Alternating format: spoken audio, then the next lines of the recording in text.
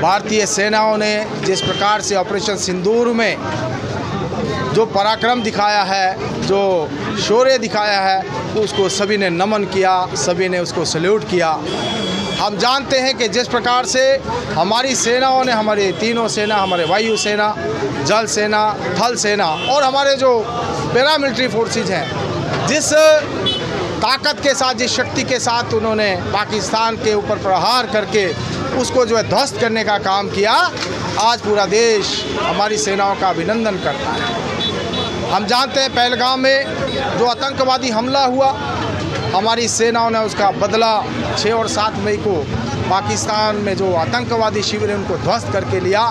जैश-ए-मोहम्मद और साथ ही साथ हिजबुल मुजाहिदीन और अन्य जो आतंकवादी संगठन 9 स्थानों के ऊपर उनको हमला करके ध्वस्त करने का काम किया। और जो पाकिस्तान ने हिमाकत की, दुस्साहस किया, हिंदुस्तान के ऊपर अटैक करने की कोशिश की, तो उसका बदला हमारी सेनाओं ने 9 और 10 मई की रात में लिया, जब 11 एयर बेसिस को ध्वस्त करने का काम हमारी सरकार ने किया, हमारी सेनाओं ने किया। हमारे प्रधानमंत्री लगातार हमारी सेनाओं के साथ खड़े रहे। विदेश का जो दौरा छोड़कर एयरपोर्ट के ऊपर CCS की बैठक की, पूरी स्थिति का जायजा लिया और सेनाओं को खुली छूट देने का काम किया। और साथ ही साथ जब पाकिस्तान के ऊपर 9 और 10 मई को हमारी सेनाओं ने जो हमला किया, उसके बाद घुटने पर आ गया, घुटने टेक दिए और गुहार लगाने लगा सीज़ फायर की। और जब सीज़ फायर, तो हमारे प्रधानमंत्री जी ने स्पष्ट रूप से अपने अभिभाषण में कहा कि ये सीज़ फायर तो हम करते हैं, लेकिन भविष्य में कोई आतंकवादी घटना होती है, कोई आतंकवादी हमला इस देश के ऊपर होगा तो उसको युद्ध समझाया जाएगा। युद्ध अभी समाप्त नहीं हुआ।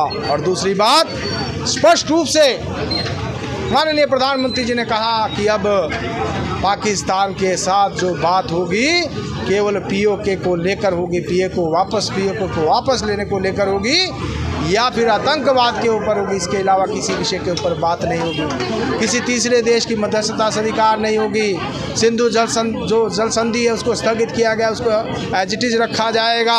और साथ ही साथ सेनाओं को खुली छूट देते हुए कहा कि अगर दोबारा से कोई हिमाकत कोई करता है तो हमारी सेनाएं, उनको खुली छूट है अपने हिसाब से उस हमले का जवाब दे सकें। अन्य धमकी से डरता, ना किसी तीसरे पक्ष की दबाव में आने की को जो है किसी प्रकार की चेष्टा करता। आज का भारत नरेंद्र मोदी के नेतृत्व में पूरी दुनिया के अंदर एक महान शक्ति के रूप में उभर कर आया है। और जो हमारा 2047 का लक्ष्य माननीय प्रधानमंत्री जी के नेतृत्व में इस देश को विकसित राष्ट्र बनाना, और जिस प्रकार से इस युद्ध में मेक इन इंडिया का जो नारा माननीय प्रधानमंत्री जी ने दिया था, वो सार्थक होते हुए देखा जब हमने हिंदुस्तान में बने हुए मिसाइल्स, हिंदुस्तान में बने हुए बम जो पाकिस्तान के अंदर जाकर जिन्होंने मार की, दूसरी ओर पाकिस्तान जो चीन और तुर्की के ऊपर निर्भर था, उनके जो मिसाइल और उनके जो ड्रोन थे वो केवल और केवल पटाखे की तरह साबित हुए।